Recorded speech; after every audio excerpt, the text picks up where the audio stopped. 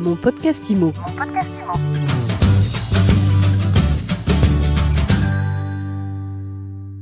Bonjour et bienvenue dans ce nouvel épisode de Mon podcast IMO. Tout comme les notaires ont leur Marianne, leur écusson, les agents immobiliers ont désormais leur Vesta. Vesta, c'est la déesse romaine du foyer et on en parle tout de suite avec son parrain, Jean-Marc Torolion. Bonjour. Bonjour Ariane.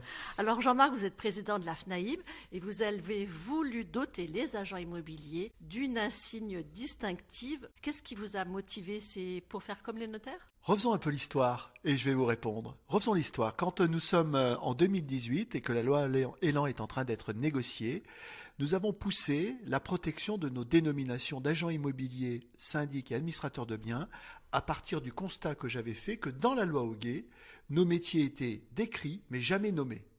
Et donc finalement, n'importe lequel de nos acteurs dans notre secteur pouvait se dire agent immobilier, il n'avait pas à en justifier la qualité. La loi Elan, le 8 juin 2018, l'Assemblée nationale a voté la protection des titres. Cette protection des titres, elle avait un objectif aussi, c'est de faire en sorte que le titulaire de carte professionnelle soit reconnu et qu'en réalité notre réglementation soit bien mieux connue. Et donc, pour associer à ce titre législatif une image, nous avons créé Vesta. La première Vesta a été jugée trop ressemblante par rapport au sceau des notaires. Et nous avons judiciairement perdu d'ailleurs en première instance notre procès. Nous avons décidé de sortir par le haut de cette affaire avec les notaires, d'ailleurs avec, je le dis aussi, la volonté de l'État, et nous avons trouvé un accord pour avoir notre insigne, qui n'est pas le sceau, qui n'est pas un sceau, mais qui sera représentatif des titulaires de cartes professionnelles et de la protection de ces titres. Si nous n'avions pas fait ça, Ariane, 79 000 agents commerciaux aujourd'hui pourraient se dire « je suis agent immobilier ». Ils ne le pourront pas. Non pas que je leur en veux, mais je crois qu'à un moment donné, la logique de cette réglementation, elle doit être mise en œuvre. La Fédération nationale de l'immobilier l'a mise en œuvre. Alors moi je suis consommateur, je cherche un appartement.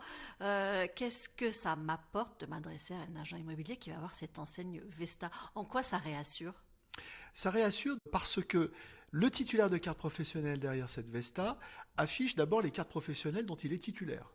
Et donc ça vous permet d'emblée de voir si il est titulaire d'une carte syndic ou pas, d'une carte administrateur de biens ou pas, d'une carte transaction ou pas.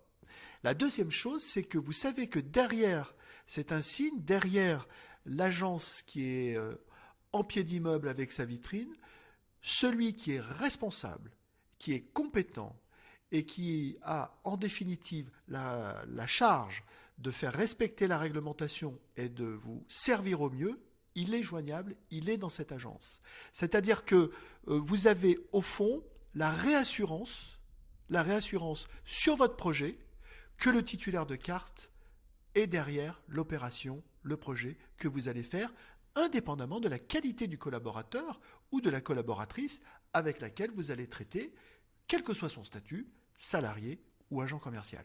C'est le symbole de la proximité. 30 000 établissements quand même. Il n'y en a pas plus qu'en 2007 d'ailleurs. C'est intéressant de le noter. 30 000 établissements, France entière, pourraient avoir une Vesta et ce serait évidemment un symbole fort de... Aussi, il faut bien comprendre que le consommateur, au fond, la réglementation, pour lui, c'est abstrait, sauf quand il a un problème et qu'il en a besoin, et que cette profession, en réalité, il en a une lecture au travers de l'offre qu'on lui fait. Et au fond, peu importe la qualité de celui qui lui fait son offre. Eh bien ça, il faut que ça change. Je pense qu'il faut que, effectivement, le consommateur lui-même soit capable de comprendre l'architecture de notre profession pour chercher la réassurance auquel il a droit. Ça, c'est une responsabilité de la profession. Comment ont réagi les agents immobiliers lors de la première Vesta? Je pense qu'il n'y a jamais eu, dans l'histoire de notre profession, un mouvement qui, en 3 mois, a recueilli 3500 adhésions. Jamais. La fédération, c'est 7000 adhérents, 10 000 établissements.